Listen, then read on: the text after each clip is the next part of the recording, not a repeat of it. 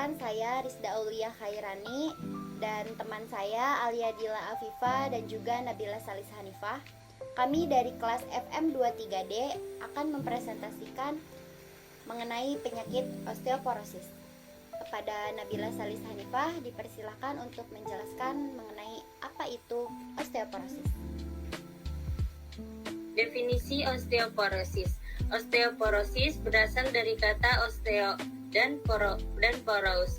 Osteo artinya tulang dan porous berarti berlubang-lubang atau keropos. Jadi, osteoporosis adalah tulang yang keropos, yaitu penyakit yang mempunyai sifat khas berupa massa tulang yang rendah atau berkurang, disertai gangguan mikro arsitektur tulang dan penurunan kualitas jaringan tulang yang dapat menimbulkan kerapuhan pada tulang. Tulang yang rapuh dan keropos ini mudah patah atau fraktur. Osteoporosis ditandai dengan dua hal, yaitu densitas tulang berkurang dan kualitas tulang yang menurun. Penyakit ini terutama menyerang lansia, terutama pada pasca menopause.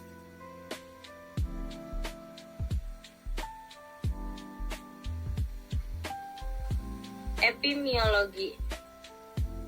Lebih dari 2 juta orang di dunia diperkirakan mengalami osteoporosis dengan prevalence tinggi pada wanita pasca menopause dan pria di atas usia 50 tahun. Di Indonesia, sekitar 23% wanita usia di atas 50 tahun memiliki resiko tinggi mengalami osteoporosis. Gaya hidup tidak sehat, kurang aktivitas fisik, dan definisi nutrisi turut memperburuk kondisi ini. Etiologi.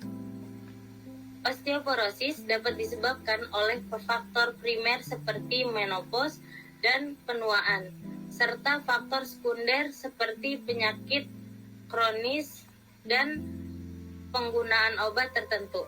Faktor resiko terbagi menjadi yang tidak dapat dimodifikasi atau usia, jenis kelamin, genetik, dan yang dapat dimodifikasi kurang olahraga, pola makan buruk, merokok, dan mengonsumsi alkohol. Patofisiologi osteoporosis melibatkan ketidakseimbangan antara aktivitas osteoblas dan osteoktas, sehingga menyebabkan penurunan massa tulang, puncak massa tulang yang rendah, ditambah dengan penurunan akibat usia, dan faktor hormonal. Menopause mempercepat kehilangan tulang pada wanita, terutama pada masa awal pasca menopause. Selanjutnya akan dijelaskan oleh Alia Dila Afifa. Selanjutnya ada faktor dan resiko. Faktor dan resiko terjadinya osteoporosis dibedakan menjadi dua, yaitu dapat dimodifikasi dan tidak dapat dimodifikasi. Osteoporosis yang tidak dapat dimodifikasi yaitu rentan terjadi pada usia tua, terutama di atas 65 tahun, dan juga sering terjadi pada wanita yang sudah menopause. Selain itu juga osteoporosis dapat terjadi karena genetik. Osteoporosis yang dapat dimodifikasi yaitu sering terjadi jika kurang menjaga pola hidup dan juga terjadi jika mengonsumsi obat-obatan yang beresiko. Selanjutnya ada diagnosis osteoporosis. Gejala terjadinya osteoporosis dapat dirasakan bengkak dan nyeri, gangguan pada fungsi gerak tubuh, penurunan tinggi berat badan. Ulang dari diagnosis aja berarti ya. Diagnosis selanjutnya ada diagnosis osteoporosis. Gejala terjadinya osteoporosis dapat dirasakan bengkak dan nyeri, gangguan pada fungsi gerak tubuh, penurunan tinggi badan, perubahan postur tubuh seperti skoliosis, kifosis, dan gejala neuropati akibat deformitas tulang belakang.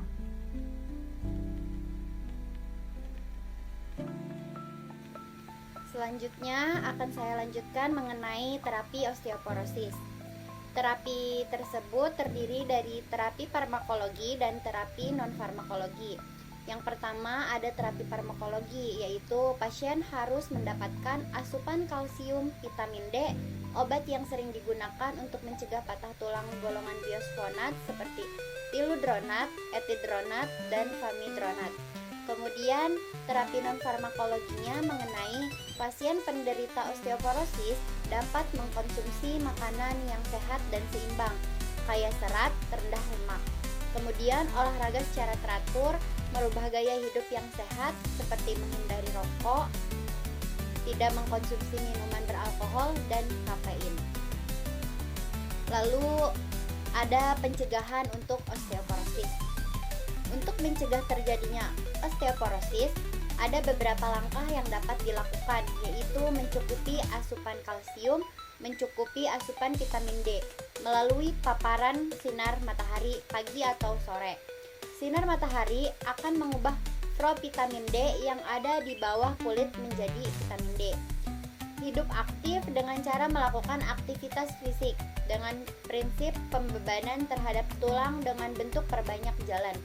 Selain itu, hindari merokok, minum alkohol, waspada jika terdapat garis keturunan ada yang menderita osteoporosis. Pencegahan osteoporosis harus dimulai sejak bayi, dalam kandungan, masa kanak-kanak, remaja, sampai dewasa.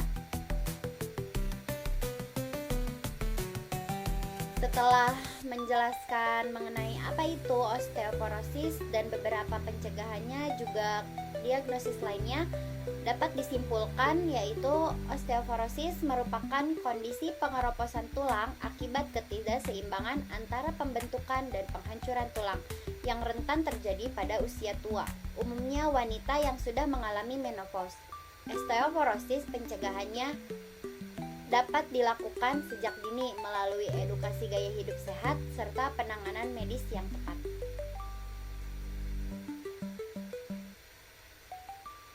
Sekian presentasi mengenai osteoporosis dari kelompok kami.